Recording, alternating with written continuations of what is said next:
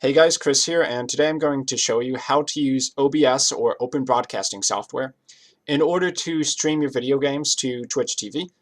Technically, you can do it with anything, though Twitch is a gaming website.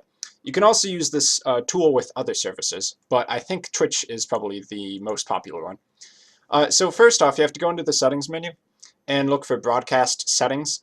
And from there, you're going to need to choose your streaming service, which if you click this drop-down menu, Twitch is the first one that shows there, although there are other ones. You can stream straight to YouTube, Dailymotion, who actually uses that site. But yeah, Twitch for games. And you're going to need to get your stream key. This is important. If you haven't already, you'll have to register a Twitch account, obviously. And from there, you go to your dashboard, which will be your username / dashboard in the URL. And you can go to the stream key page, which I'm not going to show, obviously, because it's my stream key. But from there, you can just copy and paste the stream key, which will look something like live, Twitch, blah, blah, blah, random letters, numbers. And you take that, and you just go ahead and copy it into this area right here. So that's the first thing you need to do. And you may also want to change the file path.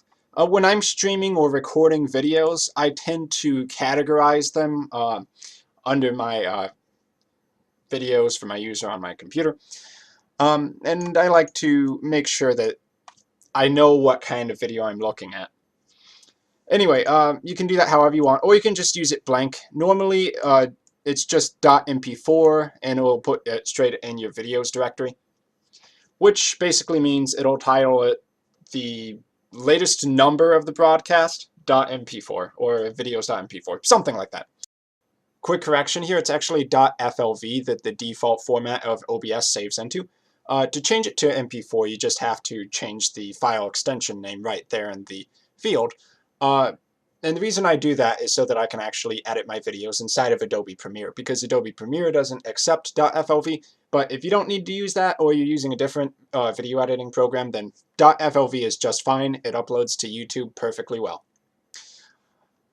Okay. Also, webcams. Webcams or microphones. Microphones. Ideally, you want to be using a professional microphone, or you can just be using a webcam like I'm currently using. And yeah, you just go ahead and choose that from the drop-down menu. And then as long as that's selected and you're currently recording or streaming, you'll see down here in the main OBS window that you will be getting mic levels.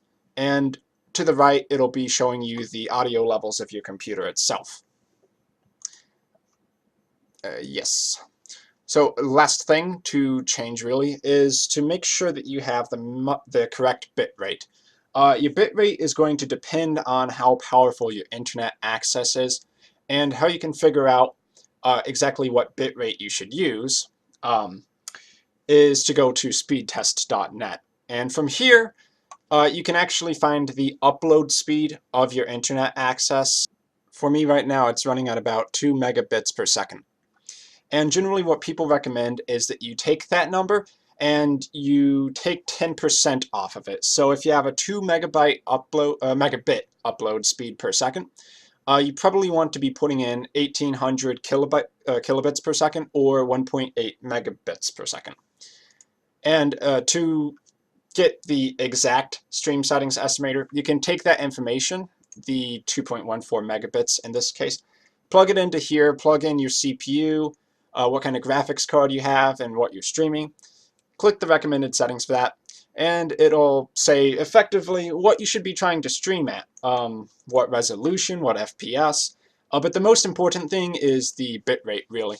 And generally, I find that with my bitrate at about, well, the actual upload stream, 1800 kilobits per second, that works just fine for most things, even at a high resolution like 720p or 1080. But obviously, you're not going to be doing this on DL. Shoot, what's it even called? Dial-up. Okay. Yeah, just make sure you have the right max bitrate.